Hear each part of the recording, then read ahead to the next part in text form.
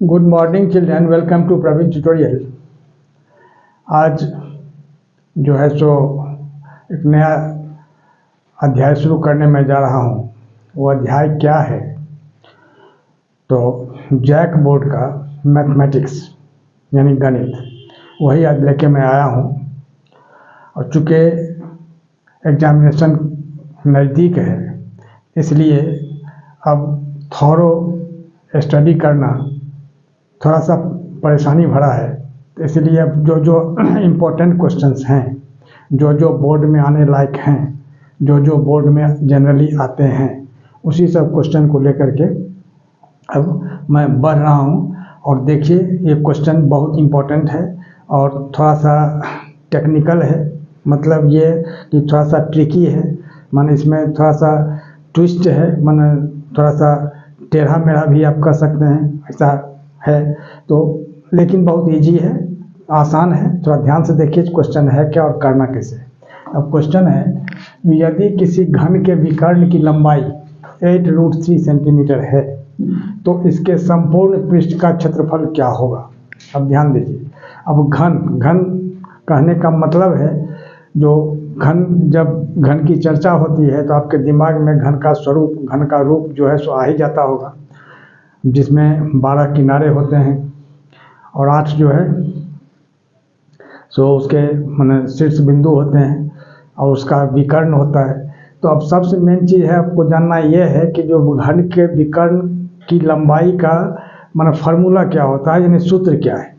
तो उसी सूत्र से पहले घन के किनारे की लंबाई निकालनी होगी या इसके बाद उसका संपूर्ण पृष्ठीय क्षेत्रफल निकालना होगा। तब देखिए हल में कैसे किया जाए, सॉल्यूशन कैसे किया जाए इसका। यानी यहाँ लिखना होगा हल, और हल में क्या करना है अब देखिए, ध्यान देखिए। तो सबसे पहले घन के विकर्ण की लंबाई दी हुई है, यहाँ लिखना होगा जो घन के विकर्ण की लंबाई बराबर कितना, लंबाई बराबर कितना दिया हुआ, 8√3 सेंटीमीटर। और घन के विकर्ण की लंबाई का फॉर्मूला क्या होता है, तो थोड़ा सा ध्यान दीजिए। √3 इंटू प्रत्येक किनारा या प्रत्येक भुजा, या उसी को आप √3 इंटू एल भी लिख सकते हैं। √3 इंटू एल क्या लिखना है, √3 इंटू एल, ये एल है। अब एल क्या होगा, इज इक्वल टू 8√3, जहाँ यहाँ ब्रैकेट में आप लिख सकते हैं एल बराबर घन का प्रत्येक किनारा, है ना, या घन की प्रत्येक भुजा। तो प्रत्येक किनारा ही लिखिए, ज़्यादा अच्छा रहेगा। एल का मतलब हो गया लेंथ ऑफ एज, प्रत्येक किनारा। ठीक है, आगे देखिए। अब क्या है, अब इससे एल आपका निकल जाएगा। एल निकलेगा कैसे, 8√3 है और यहाँ √3 जो है यहाँ गुना है, इधर आके क्या हो जाएगा, भाग हो जाएगा। यानी √3 कट जाएगा, यानी कितना हो गया, एल हो गया कितना, 8 सेंटीमीटर। अब क्या चीज़ निकालना है, तो घन का संपूर्ण पृष्ठीय क्षेत्रफल। अब संपूर्ण पृष्ठीय क्षेत्रफल जो है वो कैसे निकलेगा, उसको थोड़ा ध्यान से देखिए। अब संपूर्ण पृष्ठीय क्षेत्रफल का क्या होता है फार्मूला, घन का संपूर्ण पृष्ठीय क्षेत्रफल या संपूर्ण पृष्ठ का क्षेत्रफल, दोनों एक ही चीज़ है। संपूर्ण पृष्ठ का क्षेत्रफल लिखिए या संपूर्ण पृष्ठीय क्षेत्रफल लिखिए या कुल पृष्ठीय क्षेत्रफल लिखिए, उसको अंग्रेजी में टोटल सरफेस एरिया बोला जाता है। इसका फार्मूला क्या होता है, 6 इंटू एल स्क्वायर, जहाँ एल आपको बता दिया गया है, तो घन का प्रत्येक किनारा। तो 6 इंटू, अब एल के जगह क्या लिखना होगा, 8 स्क्वायर, तो 6 इंटू 64, और 8 का स्क्वायर कितना होगा, 8 64। अब 6 से इसको गुना करेंगे तो 6 चौके 24 और 6 छक 36 और 2 38, यानी कितना होगा, 384 सेंटीमीटर स्क्वायर। और यही इसका आंसर हो जाएगा, यानी यही इसका उत्तर हो जाएगा। अब देखिए क्वेश्चन नंबर 2। क्वेश्चन नंबर 2 क्या कह रहा है, यह त्रिकोणमिति का क्वेश्चन है, बहुत आसान है। सिर्फ आपको इसका मान अगर याद रहेगा, cos 30 का मान, cos 60 का मान कितना होता है, तो आसानी से आप कर लेंगे, कोई दिक्कत नहीं है। बहुत इंपॉर्टेंट क्वेश्चन है, सब बोर्ड में आता ही आता है। अब ध्यान दीजिए, क्वेश्चन है क्या, यदि 2 cosec square 30 degree plus x cos 60 degree is equal to 10, तो x का मान ज्ञात कीजिए। यानी दिया हुआ है 2 cosec स्क्वायर 30 डिग्री या प्लस x cos 60 डिग्री बराबर 10। तो x का मान क्या होगा? अब थोड़ा सा ध्यान दीजिए, हल या आंसर कुछ भी आप लिख सकते हैं। अब देखिए, तो 2 cosec स्क्वायर 30, जो क्वेश्चन दिया हुआ उसको पहले लिखना है। 2 cosec स्क्वायर 30 डिग्री अब plus x cos 60 degree is equal to कितना? 10। अब देखिए, अब कुछ नहीं है, बहुत आसान है, यहाँ 2 लिखना है। अब cosec 30, sin 30 का वैल्यू कितना होता है? 1/2। और cosec 30 का कितना हो जाएगा? साइन का रेसिप्रोकल होता है, यानी साइन का व्युत्क्रम होता है। तो sin 30 अगर 1/2 होता है तो cosec 30 क्या होगा? 2/1। तो 2/1 नीचे 1 लिखाता नहीं है, तो क्या लिखना होगा? सिर्फ 2। तो 2 इसका पावर 2 है, यानी घात यहाँ 2 दिया हुआ, cosec स्क्वायर है इसलिए 2 का पावर 2 लिखा जाएगा। अब प्लस x और cos 60 डिग्री का वैल्यू कितना होता है? 1/2। यहाँ x इंटू 1/2 लिख देना है, इज इक्वल टू क्या होगा? 10।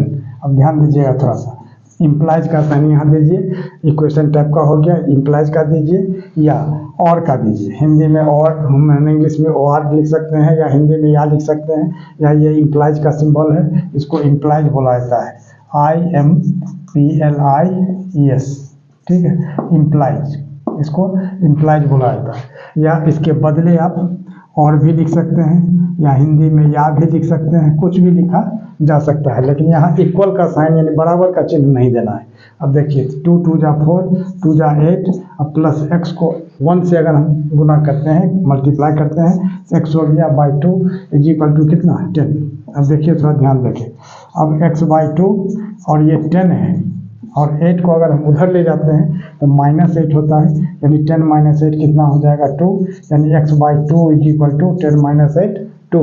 देयरफॉर अब x का वैल्यू निकालना है, तो x इज इक्वल टू क्या? ये 2, और 2 यहाँ क्या है? भाग है, डिवाइड है।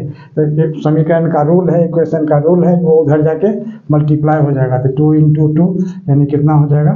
4, और यही इसका आंसर हो जाएगा। अब देखिए क्वेश्चन नंबर 3। क्वेश्चन नंबर 3 में क्या है? ये मान ज्ञात कर, ये जो दिया हुआ है इसी का वैल्यू निकालना है, इसका वैल्यू क्या होगा। अब देखिए क्या है क्वेश्चन, 6 cosec अब -6 cot into cosec plus cot। अब इसका मान क्या होगा, कैसे इसको निकालना होगा?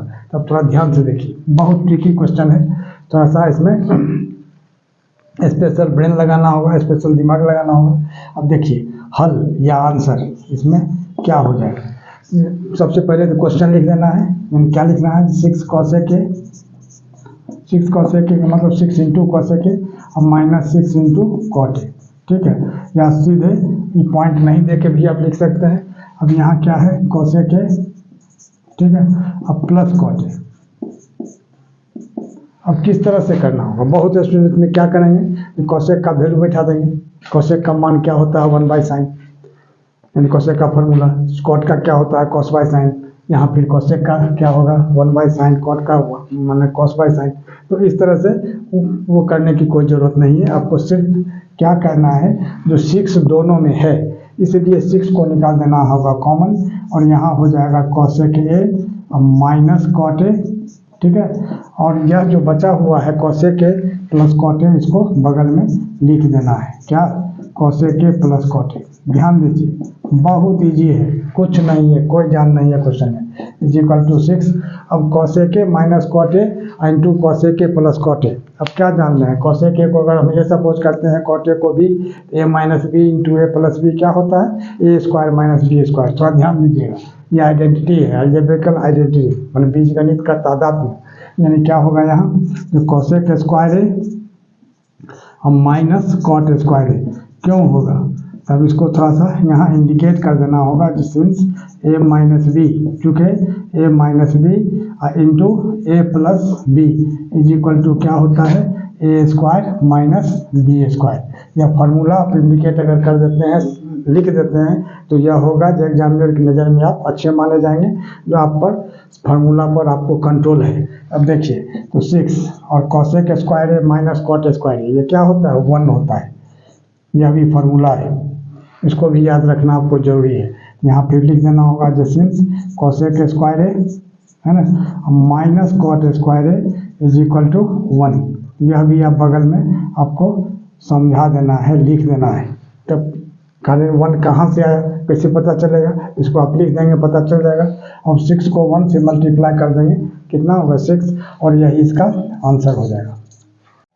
और इसी तरह का अति महत्वपूर्ण प्रश्न आप लोगों तक मैं पहुंचाऊं, इसके लिए आप लोग लाइक शेयर और सब्सक्राइब जरूर करें। धन्यवाद।